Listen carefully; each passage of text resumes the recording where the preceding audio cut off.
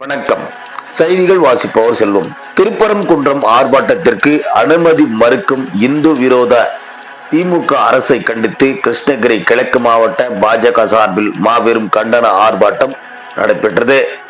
திருப்பரங்குன்றம் மலை குறித்து இருவேறு மதங்களை சேர்ந்தவர்கள் தங்கள் கருத்துக்கள் கோரிக்கைகளை சமூக வலைதளங்களில் பதிவேற்றம் செய்து வருவதால் இந்து அமைப்புகளின் சார்பில் திருப்பரங்குன்றம் கோவில் முன்பு செவ்வாய்க்கிழமை ஆர்ப்பாட்டம் நடத்தப்படும் என அறிவிக்கப்பட்டது.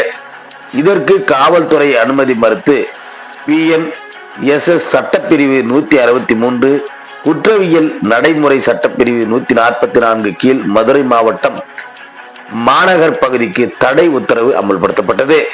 தடையின்றி மீறி போராட்டம் நடத்தப்படும் என்றும் இந்து அமைப்பினர் தெரிவித்திருந்த இந்த நிலையில் முன்னெச்சரிக்கை நடவடிக்கைகளாக நேற்று காவல்துறையினர் பல்வேறு இந்து அமைப்பை சேர்ந்தவர்கள் மற்றும் பாஜக பிரமுகர்களை விட்டு காவலில் வைத்தனர்.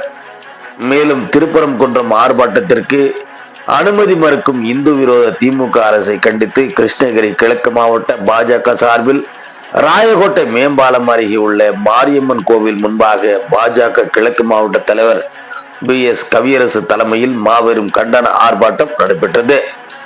சுமார் 50க்கும் மேற்பட்டவர்கள் இந்த கண்டன ஆர்ப்பாட்டத்தில் கலந்து கொண்டு தமிழக அரசுக்கு எதிராகவும் காவல்துறைக்கு எதிராகவும் கண்டன கோஷங்களை எழுப்பினார்கள்.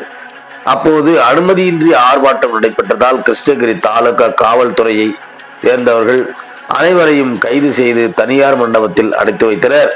இந்த கண்டன ஆர்ப்பாட்டத்தில் முனவரி போகம், கோவிந்தராஜ், கவுன்சிலர் சங்கர், கோவிந்தசாமி, ஸ்ரீராமுலு, வடிவேல், மண்டல தலைவர்கள் விமலா, பழனி, ரமேஷ், அன்பு, சுப்பிரமணி, கவிதா, புனிதா, நல்லசாமி, தீர்த்தம் உள்ளிட்ட 50க்கும் மேற்பட்டோர் கண்டன ஆர்ப்பாட்டத்தில் கலந்து கொண்டனர் என்பது குறிப்பிடத்தக்கது.